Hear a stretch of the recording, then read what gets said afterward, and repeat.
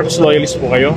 Na sure, actually po ang kami bilang ako po talaga kamag-anak ako ng mga Robredo.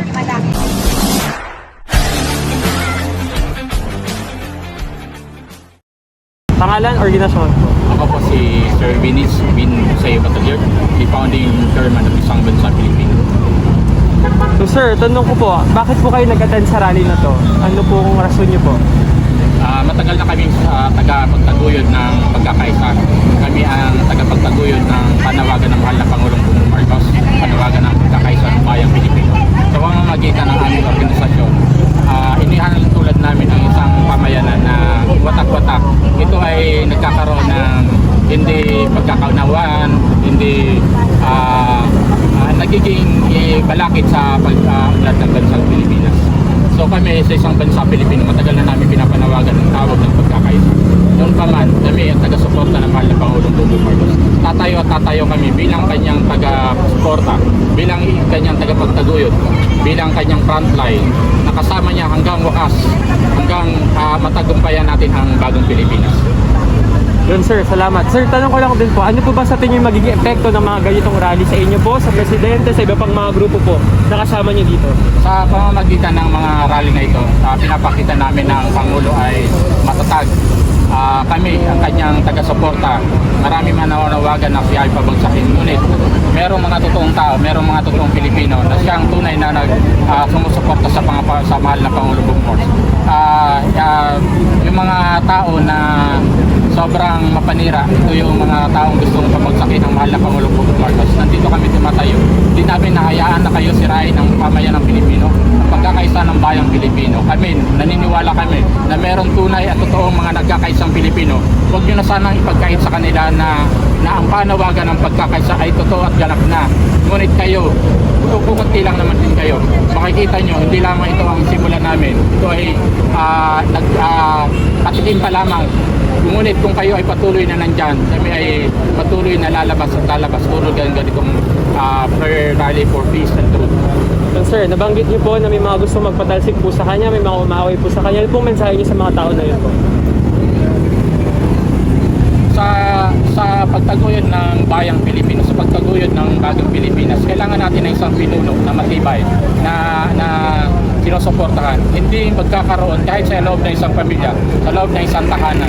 Kung patuloy kayong nag-aaway-away ang ina at magulang, ang kanyang ama at ina, ay patuloy itong magkawatak-watak. Katulad din isang bayan, tayo ay binubuo tayo ng pamilya. Isang pamayan na binubuo ng mga nagkakaisang pamilya dapat. Hindi ito dapat nagkakawatak-watak. Ngunit kung sabi ko nga, kung kayo nananawagan, kung wala kayong awa sa bansang Pilipino, sige, gawin nyo lang yan. Pero kung gusto nyo talaga mahalin ng Pilipinas, paniwalaan nyo ang mga simple at ordinaryong tao. Wala namang ibang maghahangad ng patuloy na hidwaan. Wala namang ibang lahat tayo may hinanakit sa sarili, pero yung may mga hinanakit man kayo, kami ay nakikipag-usap sa inyo. Itigil nyo na yan, hindi yan makakabuti sa bayang Pilipino. Sir, huli na po, ano pong mensahe niyo po sa ating presidente? Mahal na Pangulong Bongbong Marcos, mahal ka po namin bilang pinuno ng bansang Pilipinas, bilang pinuno ng Republika ng Pilipinas. Taguyod nyo lamang po, bantayan nyo lamang po, proteksyonan nyo lamang po sa pagprotekta ng bayang Pilipino, sa pagprotekta ng bayang Pilipinas, sa pagprotekta ng seguridad ng pagkakaisa, ng hindi na pagkawatak-watak. Ito ay pagprotekta para magampanan natin ang iyong minimiti para sa ikakatagumpay ninyong bagong Pilipinas.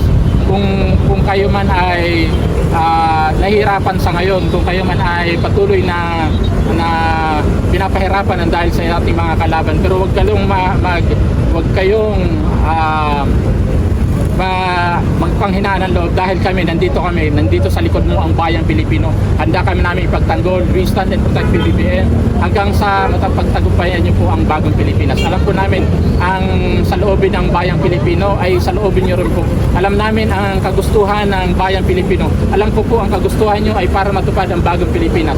Kaya nandito po kami sa inyong sa likod, nagharap ngayon sa 10 ng aming mga kasama. Ito siguro ko aabot kami dito ng mga 10,000 mamaya.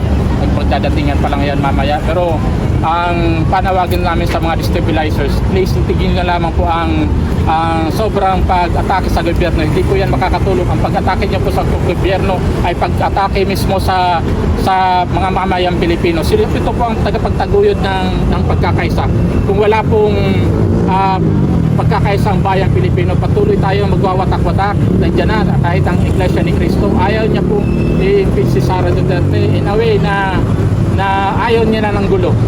Pero ito po ay pagsuporta doon sa usapin na sa Pangulong Bongbong Marcos ay ayaw niya talagang i-impeach si Sara Duterte in a way na ayaw niya na ng gulo. Kaya kung kayo total basko naman ang bayang Pilipinas, hanggat maaari tayo magkaisa na. Pahalan, iwasan na natin ang mga taong pinagkakanya-kanya tayo. Sir, dahil nabanggit niyo po yung pangalan niya, singit ko na, ano po mensahe niyo sa ating Vice Presidente si Sara Duterte po? Nagkagalit kami. Una, dahil sa kanyang threat sa ating mahal na Pangulong Bongbong Marcos. Kung iyan man ay sulakbo lamang ng iyong damdamin nila, yan lamang ay yung dala ng iyong galit, hindi po yan nakakatulong. Bilang Vice Presidente ng bansang Pilipino, idihalal ka namin, tumulong kami sa inyong kampanya noong during the time of 2022. Hindi lang namin naman yan. Matagal na namin tinulungan inyong pamilya. Kami tagapagtaguyod kami ng malang Pangulong Bongbong Marcos, sinuportahan ka namin. Itigil nyo na po ang sobrang pagsawalang bahala ng kung ano talaga ang layunin. Dapat makinig tayo sa kung sino ang pinuno ng bayang Pilipinas. Kung ang pagkakataon ninyo, Ma'am Sara, kung kayo ay tatakbo bilang presidente, hindi po ito ang oras. Ang oras po natin ay para matupad ang bagong Pilipinas. Yun ang pangarap ng ating mahal na Pangulo. Maraming salamat po, sir. Salamat po.